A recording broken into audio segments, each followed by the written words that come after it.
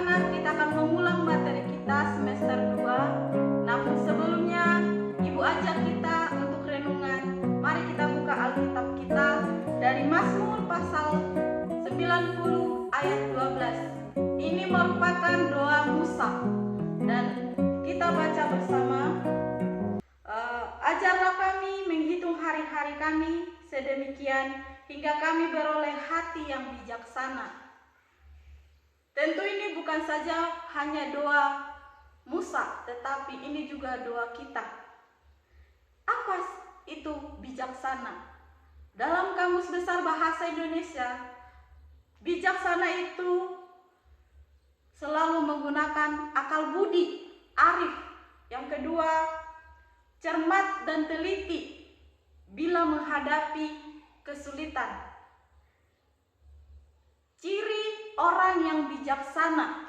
Yang pertama itu berpikir sebelum berkata-kata. Yang kedua, berpikir sebelum bertindak. Yang ketiga, menggunakan waktu dengan bijak. Yang keempat, tidak egois. Yang kelima, merespon dengan tepat. Demikian perenungan kita hari ini. Mari kita berdoa. Tuhan Yesus, kami bersyukur hari ini Tuhan masih memberikan kami waktu untuk belajar. Kami serahkan waktu kami untuk belajar. Tuhan Yesus memberkati. Amin. Oke anak-anak, hari ini kita membahas materi yang pertama, ulasan karya. Apa itu ulasan karya? Anak-anak boleh perhatikan slide yang ada di samping. Anak-anak pasti sering yang namanya membaca buku, menonton sinetron, melihat acara-acara di televisi. Anak-anak pasti sering yang namanya tergoda untuk memberi komentar terhadap bacaan yang kita baca, tontonan yang kita saksikan.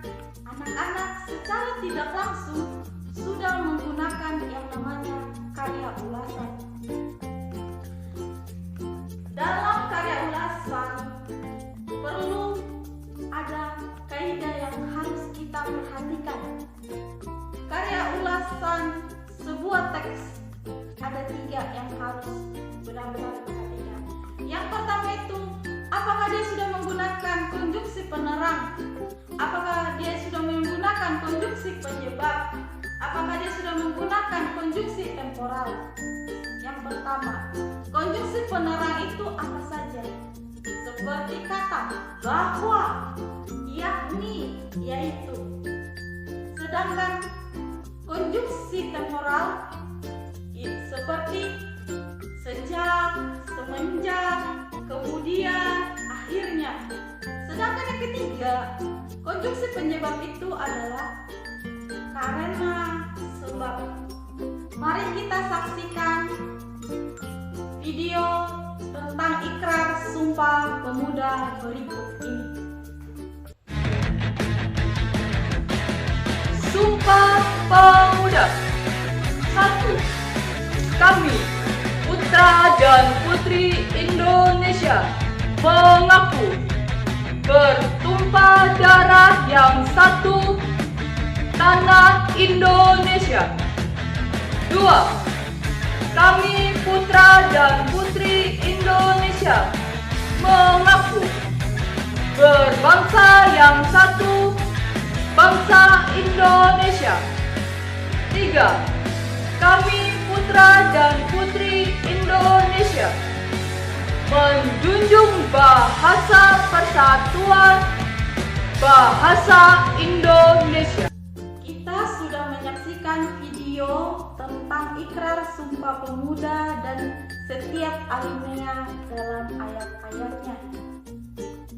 Anak-anak sudah perhatikan apakah dia sudah menggunakan ketiga kaidah kebahasaan tersebut? Yang menjadi tugas kalian adalah jelaskan apakah video ikrar Sumpah Pemuda dan setiap alinea sudah menggunakan ketiga kaidah kebahasaan tersebut. Anak-anak, materi kita yang kedua membahas tentang teks persuasi. Apa itu teks persuasi? Anak-anak boleh perhatikan perhatikan slide yang ada. Teks persuasi adalah teks yang berisi bujukan atau ajakan. Anak-anak, perlu kita perhatikan ada struktur dalam membuat teks persuasi. Yang pertama itu pengenalan isu. Pengenalan isu itu berupa cara penyampaian. Yang kedua, rangkaian argumen. Apa itu rangkaian argumen? Sebuah pendapat yang disampaikan. Yang ketiga, pernyataan ajakan. Pernyataan ajakan itu berupa inti dari teks yang kita sampaikan. Yang keempat, penegasan kembali atas pernyataan sebelumnya, yang biasanya ditandai dengan ungkapan seperti demikian, oleh karena itulah. Bab 3, kita membahas tentang drama kehidupan. Mari kita perhatikan video berikut ini.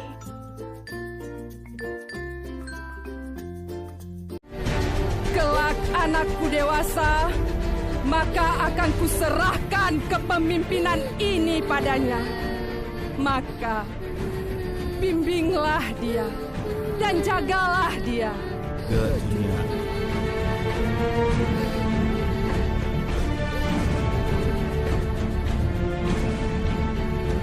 Cuya, semua pasukan kita sudah di posisi. Ged, laksanakan perintahku. Serang mereka seperti yang sudah kita rencanakan. Ke Cuya.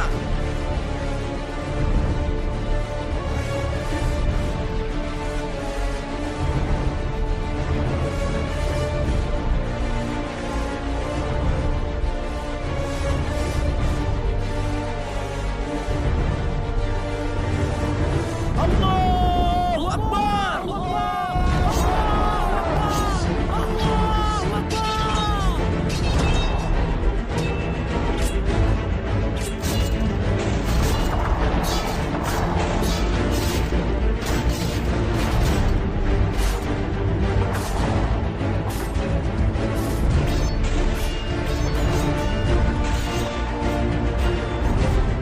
Cuya, perintah sudah kami laksanakan. Dan mereka terlalu banyak, Cuya. Pengingat Mandum, surut! Gak, Cuya.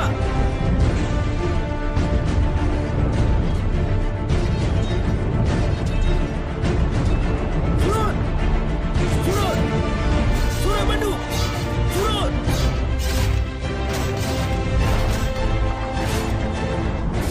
Lok Rehat, 22 Oktober 1910. Bukti perjuangan tanpa akhir. Teguh Syekh Buah. Yo, Cuya. Strategi awak tanyo Jino surut. Atur kembali siasah perang. Hari esok masihlah panjang. Jangan sia-siakan perjuangan ini. Posisi kita sangat terjepit. Gak, Cuya.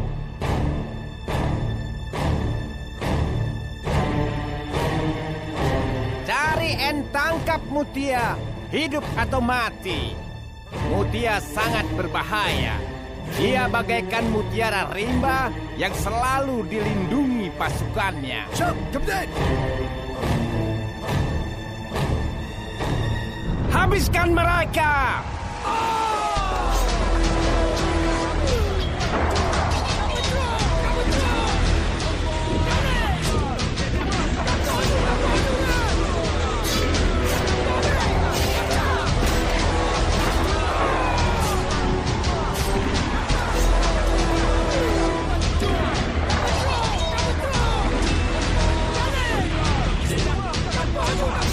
Mutia, menyerahlah.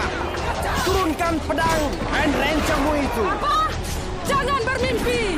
Apalagi berharap aku akan menyerah. Nandronyo akan tetap melahirkan pejuang-pejuang yang jauh lebih tangguh dariku. Binasalah kalian, para penjajah! Allahu Akbar!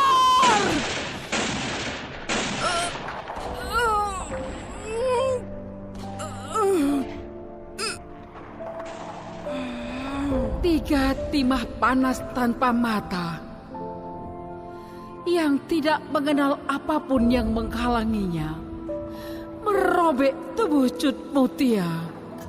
Apakah video tersebut sudah memakai yang namanya istilah-istilah drama tradisional? Drama tradisional itu memiliki ada 5 istilah. Yang pertama itu sandiwara. Sandiwara ini berasal dari bahasa Jawa. Sandi yang berarti rahasia dan wara yang berarti pengajaran. Yang kedua itu lakon. Apa itu lakon?